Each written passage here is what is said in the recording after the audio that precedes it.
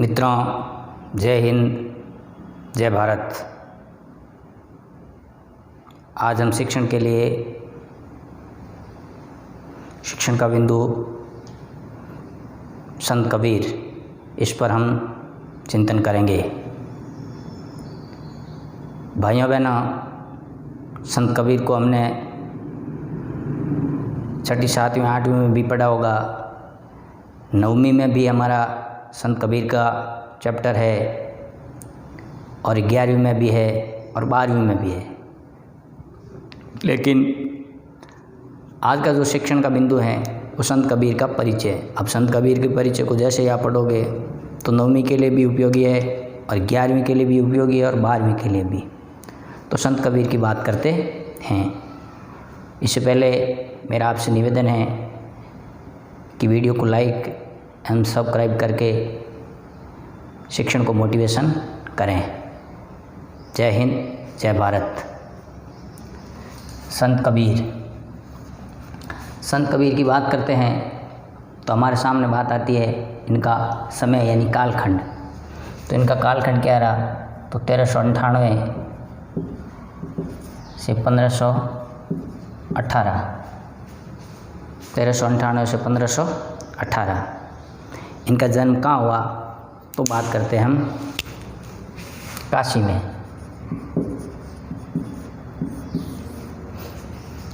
यानी संत कबीर का जन्म काशी में हुआ। और काशी में भी कहाँ? तो कहते हैं, मान्यता है कि वहाँ काशी के अंदर एक तालाब है। उस तालाब में संत कबीर एक कमल पुष्प पर मिले, ऐसा बता रहे हैं। यानी कि संत कबीर का जन्म काशी में एक विधवा ब्राह्मणी की कोख से हुआ था और उस विधवा ब्राह्मणी ने लोक लाज की निंदा के कारण इनको, संत कबीर को त्याग दिया। और फिर इनको उस तालाब में, यानी कौन सा तालाब? तो लहरतारा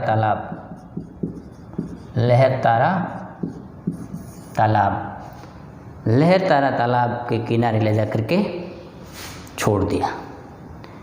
वहाँ पर प्रातःकालीन सुबेला में लोग पानी भरने जाते हैं बस्ती के आस पड़ोस के। तो एक जुलाहा दंपत्ति,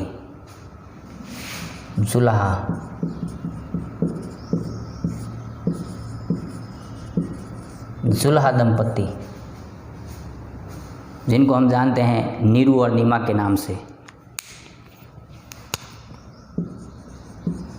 नीरू और नीमा, इनके कोई संतान नहीं थी। तो इन्होंने इनको ले जा करके पाला पोसा बड़ा किया। संत कबीर को पाला पोसा और बड़ा किया। किसने? नीरू और नीमा ने। फिर हम बात करते हैं कि ये कैसे थे।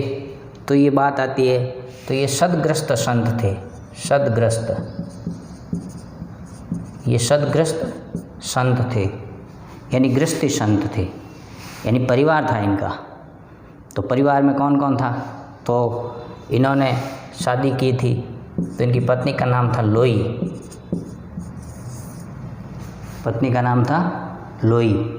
फिर इनके एक पुत्र और पुत्री भी था जिसका नाम था कमाली।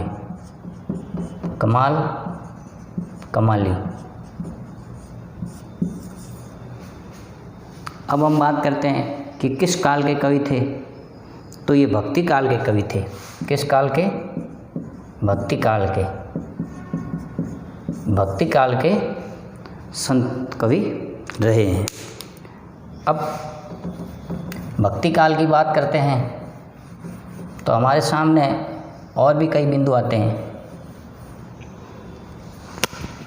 तो काल विभाजन में आदिकाल, भक्ति काल, रीतिकाल, और आधुनिक काल।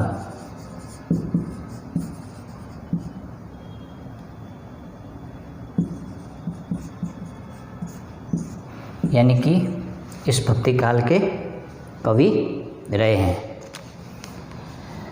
अब भक्ति काल में ही कुछ धाराएं थी अलग अलग, भक्ति काल की कुछ प्रवृत्तियां थी।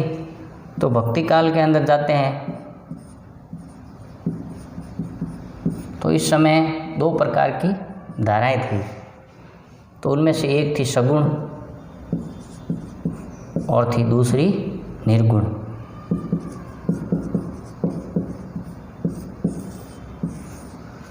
सगुण और निर्गुण। सगुण की बात करते हैं तो इसकी भी 2 धाराएं थी, निर्गुण की भी 2 धाराएं थी। सगुण की बात करते हैं तो पहली काव्य धारा राम काव्य धारा और दूसरी कृष्ण काव्य धारा। फिर हम बात करते हैं निर्गुण की। तो निर्गुण में पहली आती है ज्ञान मार्गी और दूसरी आती है प्रेम मार्गी। प्रेम मार्गी। अब बात करते हैं कि ये जो राम काव्य धारा है, तो राम काव्य धारा के प्रमुख कवि कौन रहे? तो राम काव्य धारा के प्रमुख कवि संत तुलसी रहे। आपने नाम सुना ही होगा तुलसीदास का। और कृष्ण काव्य धारा के प्रमुख कवि सूरदास। फिर ज्ञान मार्गी, जिसको हम संत प्रवरधारा बोलते हैं। तो ज्ञान मार्गी के प्रमुख कवि कौन रहे? तो संत कबीर। फिर प्रेम मार्गी में सूफी संत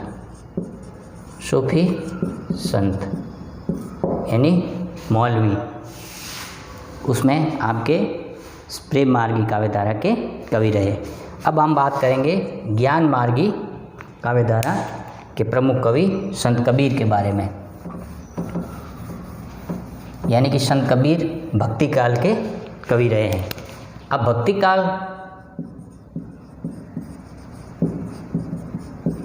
काल के कबीर, तो भक्ति काल के कबीर की बात करते हैं तो इनके गुरु का नाम क्या था?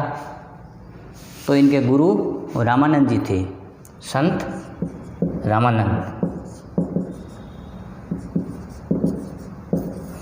रामानंद के कहते हैं 12 शिष्य थे, लेकिन उनमें से प्रमुख शिष्य थे संत कबीर। ऐसी वार्ता आती है। फिर हम बात करते हैं कि संत कबीर ने अपनी जो काव्य भाषा, यानी कि ऐसा विचार आता है, हमें पुस्तकों में पढ़ने को मिलता है कि संत कबीर अनपढ़ थे तो उनका लेखन का काम किसने किया, उनकी रचनाएं हैं, उनकी रचनाओं को किसने लिखा। तो इस पर भी हम थोड़ा सा चिंतन कर लेते हैं।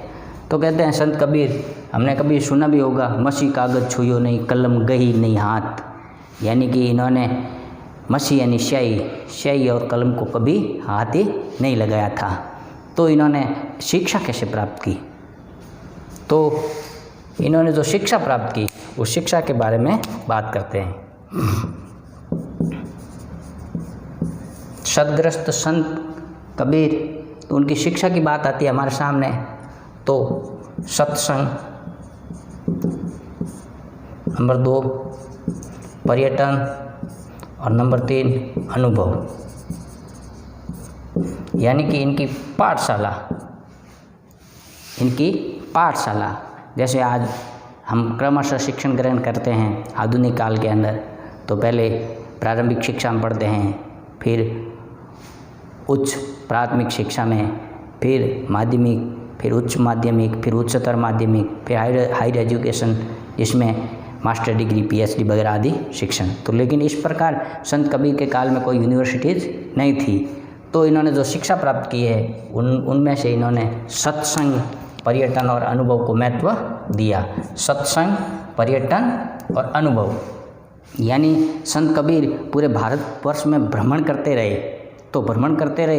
तो वहाँ जहाँ सत्संग हुई, यानी लोगों से मिलना हुआ, जहाँ लोग इनसे मिले, तो जहाँ जहाँ मिले तो उनसे जो सीखने को मिला वही उनकी शिक्षा थी।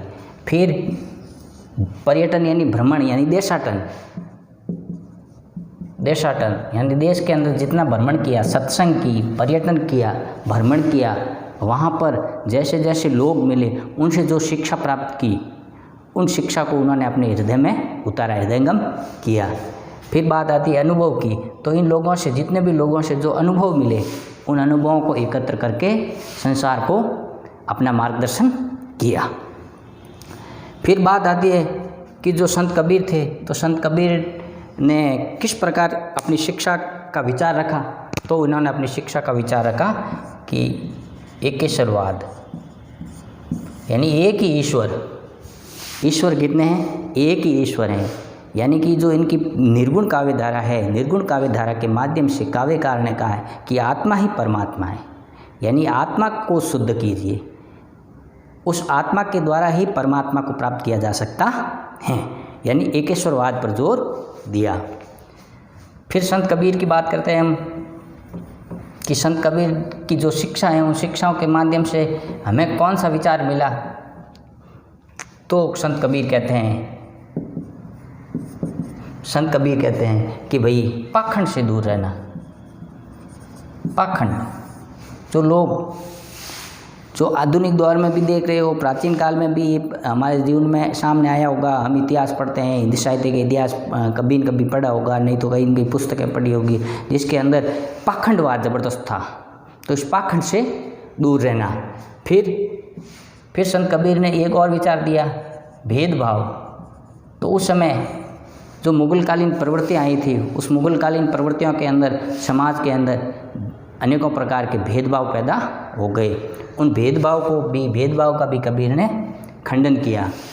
फिर उस समय के जो पंडित लोग संसार को दिग्भ्रमित करने के लिए, समाज को दिग्भ्रमित करने के लिए कर्मकांड का सहारा लेते थे।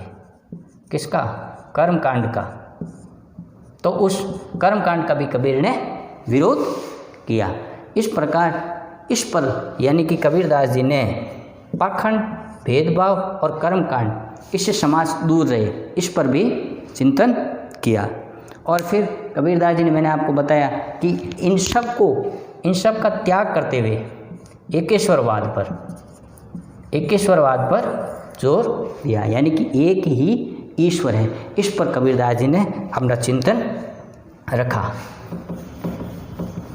फिर हम बात करते हैं कि कबीरदास जी की काव्य रचना।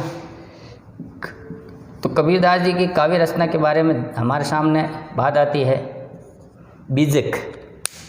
क्या नाम आता है? बीजक नाम की पुस्तक है। ये कबीर की काव्य रचना के रूप में जानी जाती हैं। अब ये पुस्तक है, ये किसने लिखी? कबीरदास जी तो अनपढ़ थे, कहते हैं कि मसी कागज छुइयो नहीं, कलम गई नहीं हाथ। तो फिर ये बीजक नाम की पुस्तक है, इसका लेखन किसने किया? तो कहते हैं इनके एक शिष्य था जिनका नाम था धर्मदास। क्या नाम था? धर्मदास। इन्होंने इस पुस्तक को लिखा और इस पुस्तक के 3 भाग हैं। कितने भाग हैं? 3 भाग, 1, 2 और 3। बीजक नाम की पुस्तक है। बीजक नाम की पुस्तक को संत कबीर की पुस्तक, संत कबीर की रचना, संत कबीर का साहित्य के रूप में जाना जाता है। तो ये जो बीजक नाम की पुस्तक है, इसमें 3 भाग दिए हैं। कितने भाग दिए हैं? तो 3 भाग दिए हैं। तो नंबर 1 कौन सा? तो साखी। कौन सा? साखी। नंबर 2 शबद और नंबर 3 रमैनी। ये 3 भाग इसमें आते हैं। ये किस में है? तो बीजक के। बीजक के 3 भाग हैं। कौन कौन से? साखी, शबद और रमैनी। अब ये साखी क्या है? साखी में क्या है? तो साखी में कबीरदास जी के दोहों का वर्णन किया गया है। यानी कि जितने भी दोहे हैं जो छंद के रूप में पहचाने जाते हैं, वो सारे के सारे दोहे हैं, वो कबीरदास जी ने किस में लिखे हैं? तो वो लिखे हैं साखी में। यानी साखी में दोहों का वर्णन किया गया है। फिर बात आती है शब्द की। तो ये शब्द क्या है? तो शब्द ये गेय पद है। क्या है? गेय पद। गेय पद है यानी गाने योग्य, इनको गाया जाता है।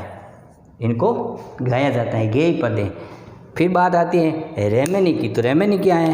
तो रहमनी ये एक प्रकार का जो कबीरदास जी का जो ज्ञान था, कबीरदास जी का जो ज्ञान था, जो इन्होंने सत्संग, पर्यटन और संपर्क से जो ज्ञान प्राप्त किया था, वह ज्ञान इन्होंने रहमनी में दर्शाया है। तो इसमें क्या था? तो रहस्यवाद और फिलोसॉफी यानी दार्शनिकता,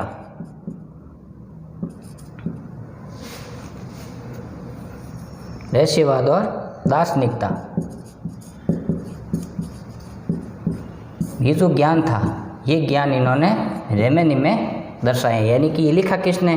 तो ये लिखा इनके शिष्य धर्मदास ने। और किस में लिखा? तो बीजक में। किस में लिखा?